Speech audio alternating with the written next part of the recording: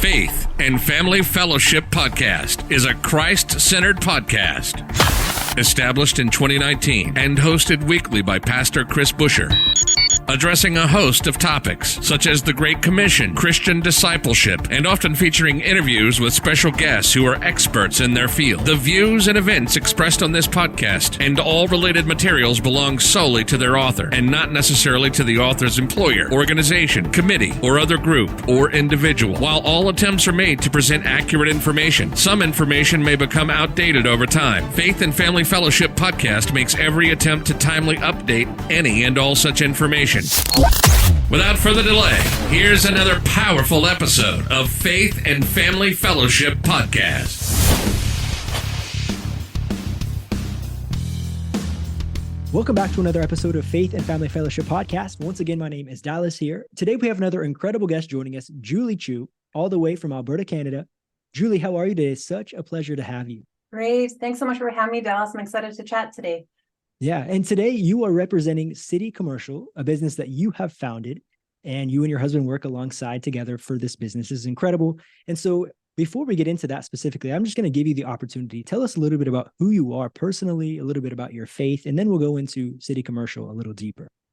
Perfect. So a bit about me. So I am a previous accountant. I did my 4 to 6 years of university before I delved into commercial real estate.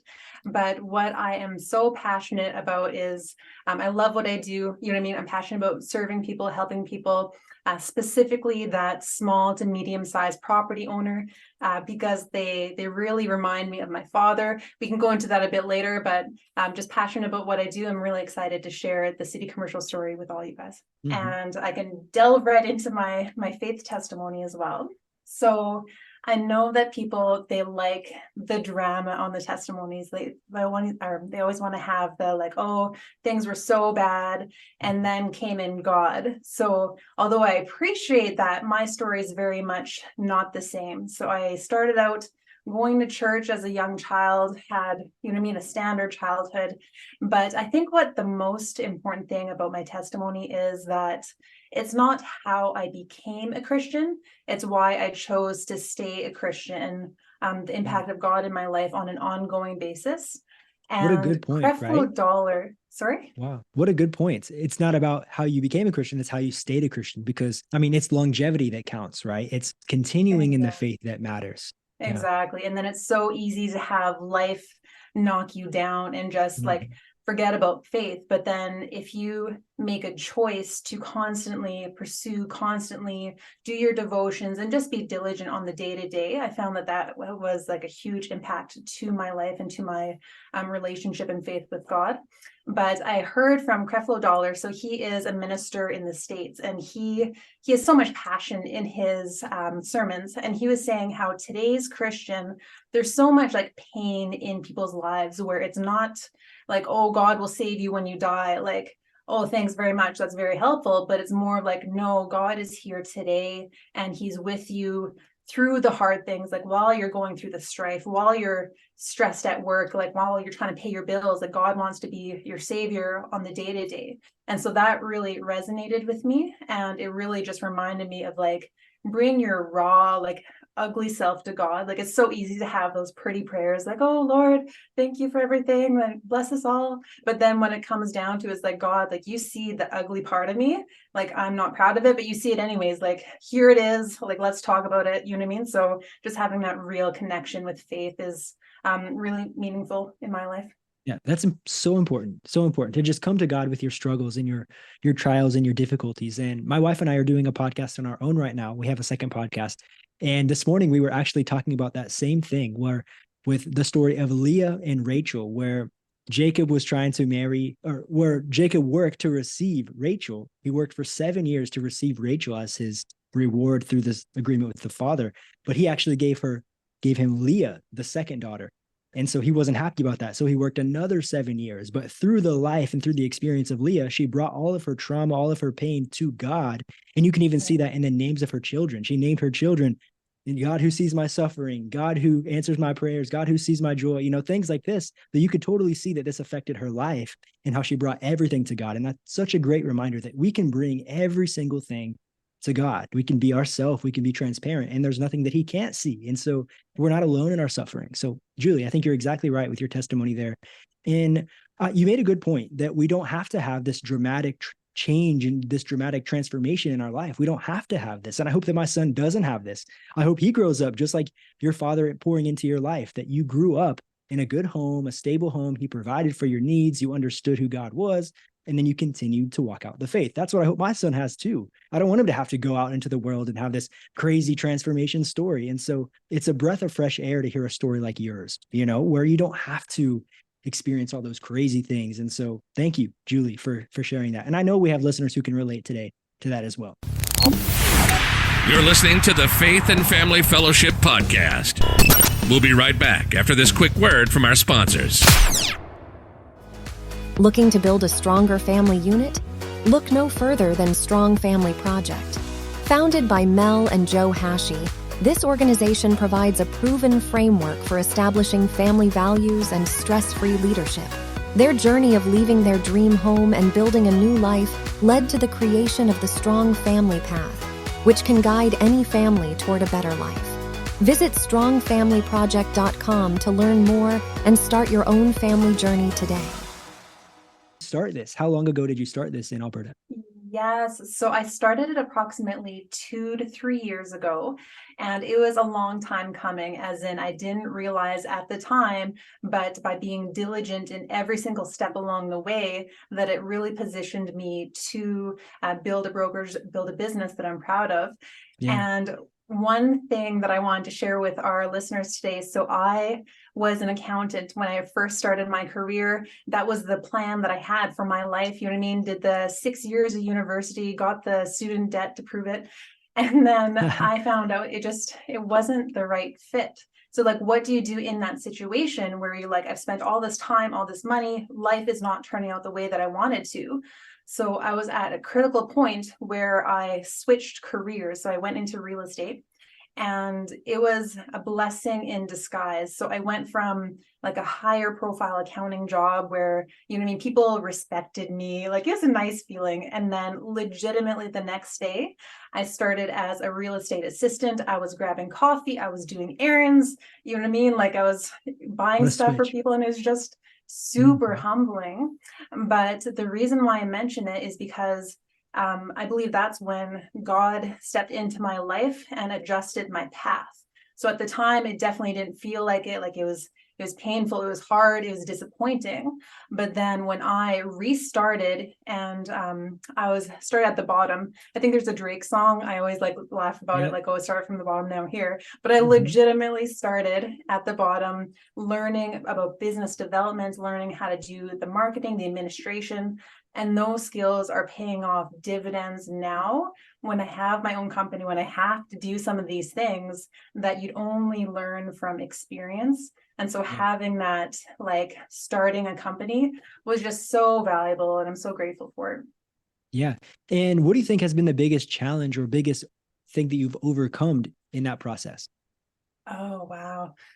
So I would say learning how to be a more effective leader. So in university, you do your undergrad, you do all the right things, but then you don't come prepared into the real world, where how are you supposed to manage difficult people? How are you supposed to manage people who don't honor their commitments? You know what I mean? You have to have a certain level of accountability and respect in how you go about coaching them and working with them. And I know this is super overdone, but I sincerely believe that's how I'm trying to operate my business, is through servant leadership. So Christ, he gave a great example. So when a person says servant leadership, it's not about being a pushover and say, oh, I'll just do their work for them, it's okay, like forget about it. It's more of, in my opinion, the way of being humble and making sure that all the actions that you take are doing right by the people around you, that you are constantly trying to encourage, motivate, educate, correct, for the sake of those people, for their own benefit. And so that was a huge mind shift that I had to go through, and realize that as a leader in my space, how I'm there for the people. The people aren't there for me. And so having that like humility going into business was like paramount to how I'm operating my business. So Yeah. that's And what do it. you think Yeah. is your biggest motivator to keep going to work every day in this city commercial, and continuing to build it what it is today, right? What's your motivation in that? So a lot of it is just an expression of who I am, and tying that back to faith and the gifts that God has given me. I feel like when we end our time on earth and we're at the pearly gates, God will hold us accountable for the gifts and abilities that he has given us.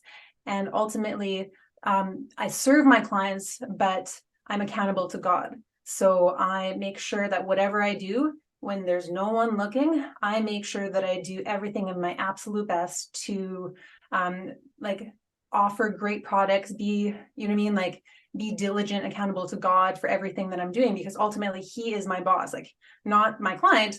I'm accountable to God. So just having that like perspective, I feel like is just so powerful, and it really increases like the accountability that you have for your clients, because all of a sudden it's like, no, like my word can be trusted. And like delving into more of my core values, like one of our core values is doing right by our clients. And I was thinking about that. I was like, why is that so meaningful? Like, what does that even mean?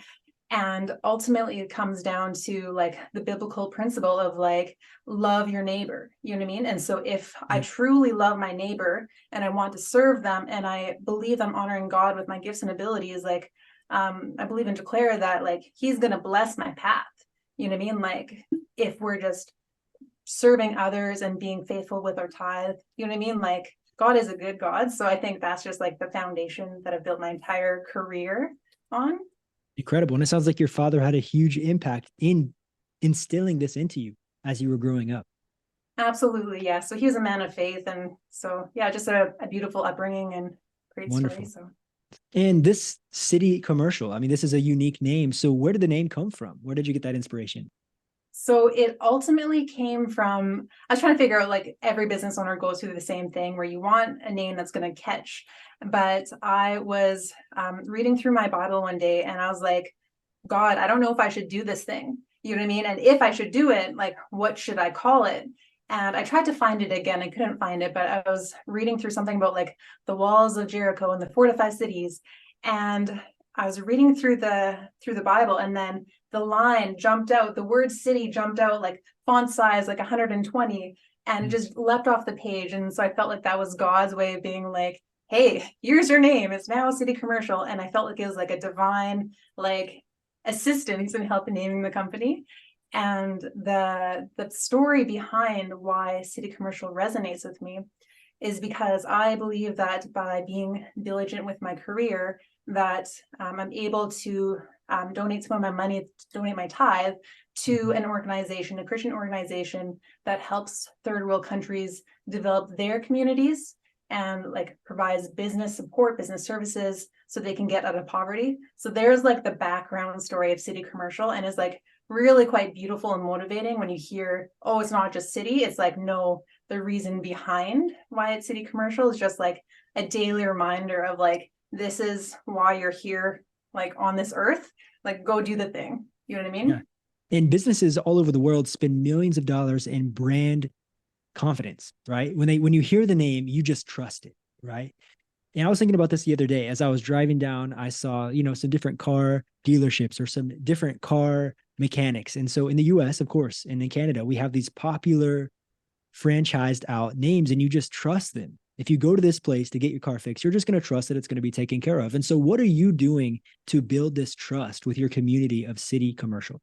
Good question. I would say just being like accountable to the, like every client that I have, I'm accountable. I tell them what I'm going to do, and then I actually do it. But more importantly to that, I have a level of brand standard, as in I have pride in my work. And so everything that I do has to meet a certain standard. I know I've had service providers where they say, Julie, like, it's fine, just let it go. And then I go back to them, I say, no, like, we need to do this better. We need to reach that caliber. And I'm grateful that by constantly doing that, my brand has evolved, as in now people, when they see my marketing, I'm like all over North America, where they're like, okay, like this city commercial, like they're doing something right. So I'm just like, I'm grateful that attitude and mentality has been paying off. When you can give them something like that, that when they just hear the name, they trust it, and they can work with you without wondering, oh, is it going to work out? No, it's going to work out because it's City Commercial. It's Julie Chu. Right, Come on, it's fine. right. That's awesome. And a funny story on that. So when I first branched out on my own, my mom, so I told her the name. I said, here's the vision for my company. This is where I'm going. And she is such a little warrior, where she said, Julie, like, I don't know if you should have that name, because people are going to think that you're a big, serious business. And I was like, Mom, like, that is the I whole am. point, is to build, right? Something big. And yeah, so it's just funny not to have that support from day one, but Yeah, it's fun. That's fun. yeah. Let's go a little bit more into what sets City Commercial apart from the competitors or the other people that are in your industry, in your market. Oh, I love your questions, Dallas. So I would say the main thing that sets us apart is that we walk the talk, as in there's so many people in my industry, in our commercial real estate industry, how they're salespeople, you know what I mean? Like, they do their best, they do their job, but ultimately that's where the buck stops, as in for me and my husband. So we own commercial property ourselves. When we share advice with property owners, it's coming from our own experience. So we're giving advice to people the same way that we'd want to be given advice to, how we'd want to be treated. And so ultimately it comes down to that credibility through experience, through like doing it ourselves.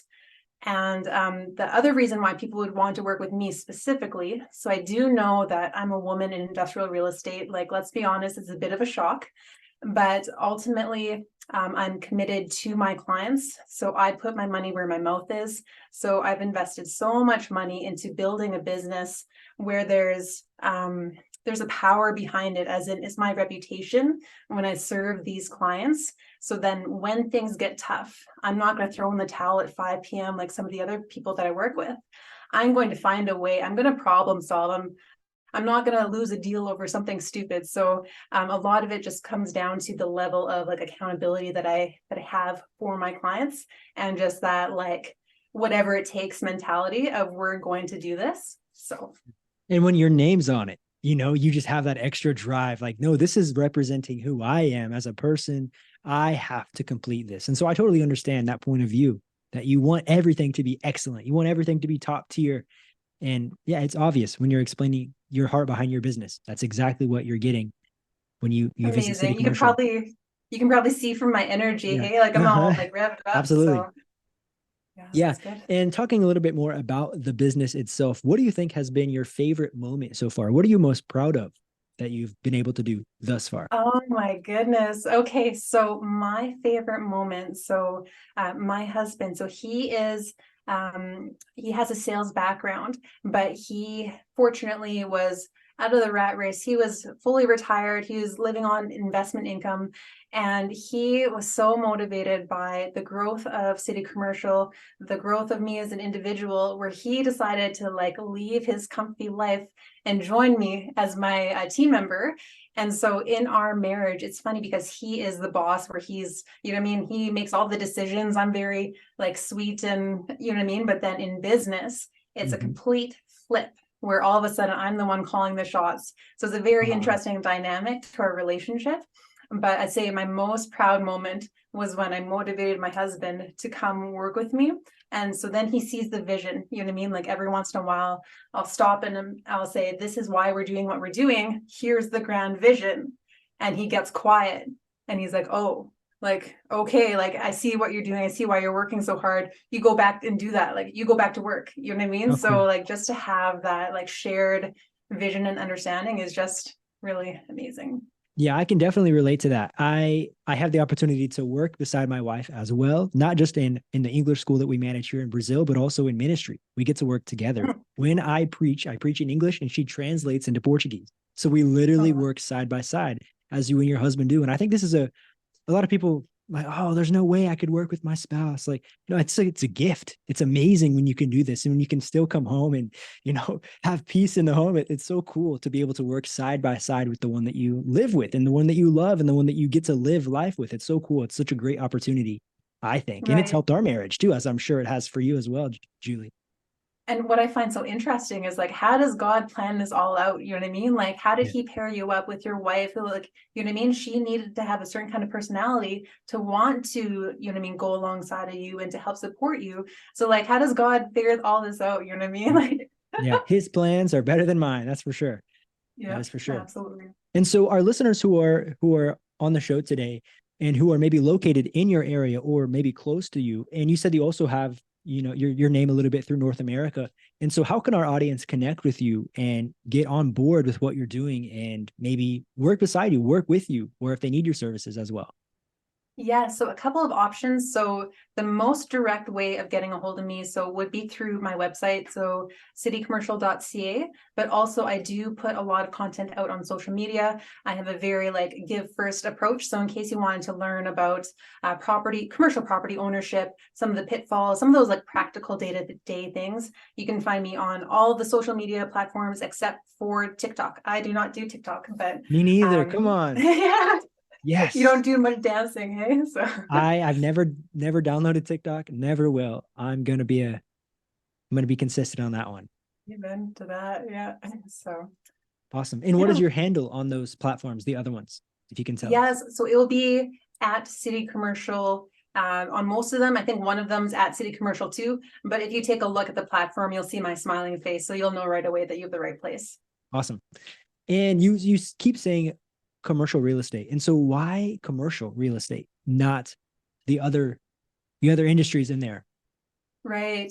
So with commercial real estate, what I love about it, it's based on like number one, facts and figures, but number two, the strength of it as an investment vehicle is so much stronger in my experience. So you have better cash flows, you're able to leverage, and it's just a really powerful vehicle in order for people to achieve financial freedom, for people to really like leverage their business operations.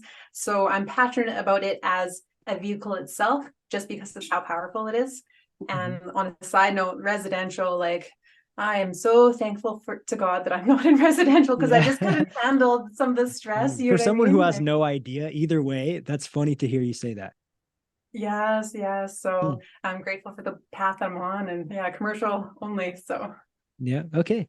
Excellent. A couple more questions here. So I asked this question on our previous episode and they really liked it. So I'm going to ask you as well. Whenever you are done, you're done with work, right? I'm not going to say 5 p.m. because you already said you're going to work harder even past 5 p.m. So when you have that time to enjoy, you and your husband, what do you guys like to do? What do you guys do to celebrate?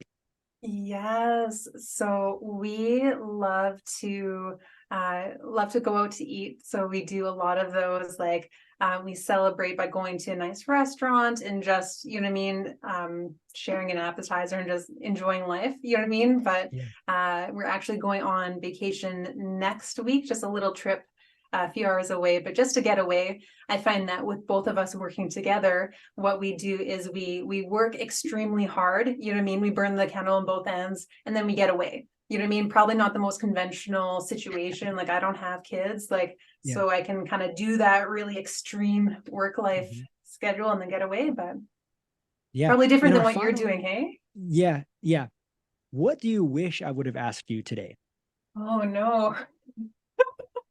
I don't know, Dallas. I think you've done a really great job and really shared the City Commercial story. So I'm grateful for that. And hopefully I was able to connect with the audience and just have a real, here's my story. Here's there's some good, there's some bad and ugly, but it's just have faith that God is a good God, and ultimately work hard, be diligent, and things will come together. You know what I mean? Yeah. So awesome. So I'm inspired. Thank you so much for joining us today on the Faith and Family Fellowship podcast. And again, check out the links below on the description so everybody can check out your social media, your website, and get connected as well. See if you're operating in their local area. And other than that, Julie, anything else that you want to share today? That'd be it. All right. Well, thank you so much, Dallas. All right. Julie, thank you so much. We'll see you on another episode. Hopefully we'll stay tuned and you'll come back on another episode and share what next big accomplishment you guys have achieved with City Commercial. You've just listened to the Faith and Family Fellowship podcast. with your host, Pastor Chris Busher. Faith and Family Fellowship podcast was recorded live in studio with final editing made before uploading. Subscribe today to Faith and Family Fellowship podcast on iTunes or Google Play. For more fantastic daily content, visit Pastor Chris Busher online via Facebook, YouTube, and Instagram. Don't miss the next episode on Faith and Family Fellowship podcast.